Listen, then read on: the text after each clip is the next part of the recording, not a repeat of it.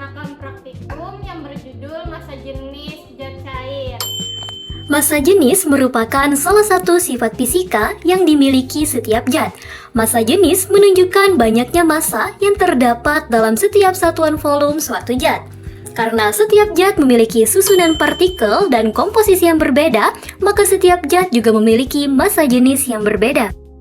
Dalam kehidupan sehari-hari, konsep massa jenis dapat diamati ketika minyak mengapung di atas air atau ketika telur dapat terapung dalam air garam yang pekat.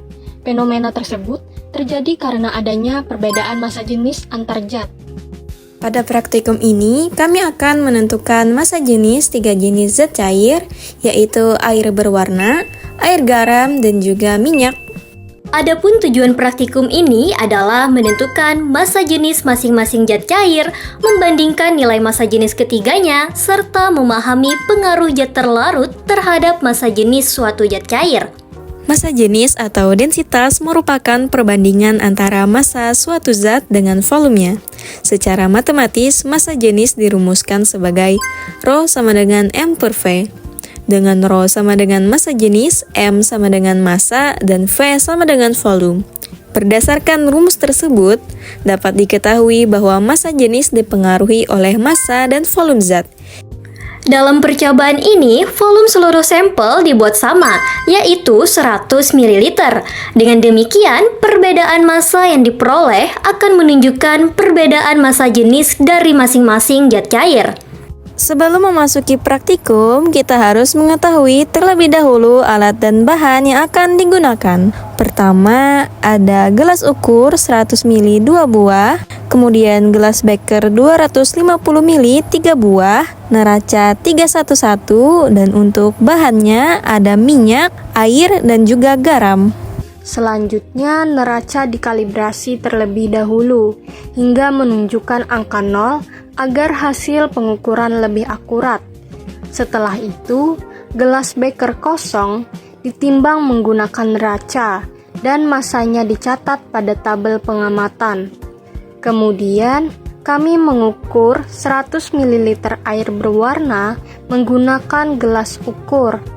Air berwarna yang telah diukur dimasukkan ke dalam gelas beker yang sebelumnya telah ditimbang. Gelas beker yang berisi air berwarna kemudian ditimbang kembali untuk memperoleh massa total. Langkah yang sama dilakukan untuk air garam. Gelas beker ditimbang terlebih dahulu, yang kemudian sebanyak 100 ml air garam diukur menggunakan gelas ukur. Dimasukkan ke dalam gelas beker dan kemudian ditimbang menggunakan neraca. Selanjutnya, prosedur yang sama dilakukan pada minyak dengan volume yang sama, yaitu 100 ml.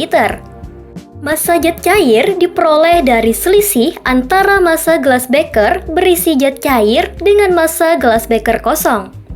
Setelah massa masing-masing zat cair diketahui, massa jenis dihitung menggunakan persamaan massa jenis, yaitu massa dibagi volume.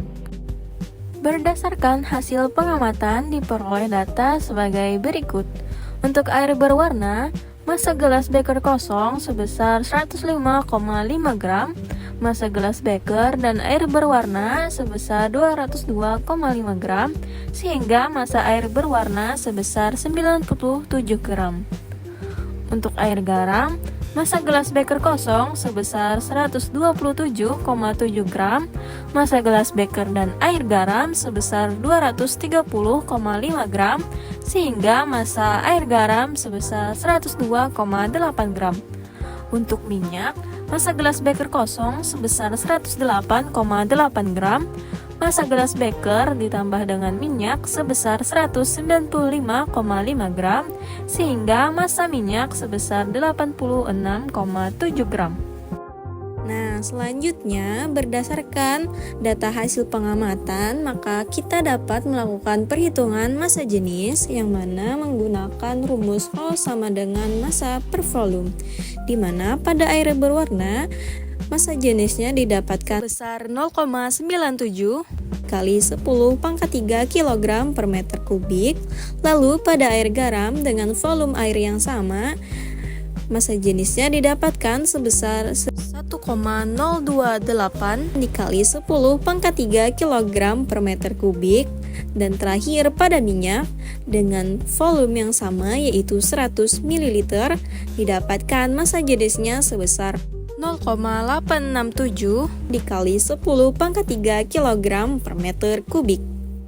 Itulah hasil dari perhitungan massa jenis tiap massa.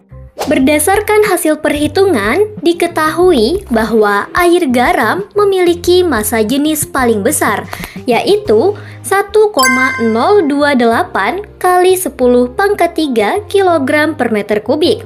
Nilai ini lebih besar dibandingkan massa jenis air berwarna yang hanya sebesar 0,97 kali 10 pangkat 3 kg per meter kubik.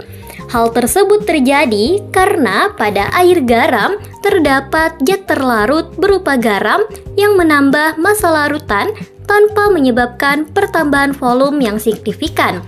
Akibatnya, massa air garam menjadi lebih besar dibandingkan massa air biasa pada volume yang sama. Sementara itu, minyak memiliki massa jenis paling kecil yaitu 0,687 kali 10 pangkat 3 kg per meter kubik.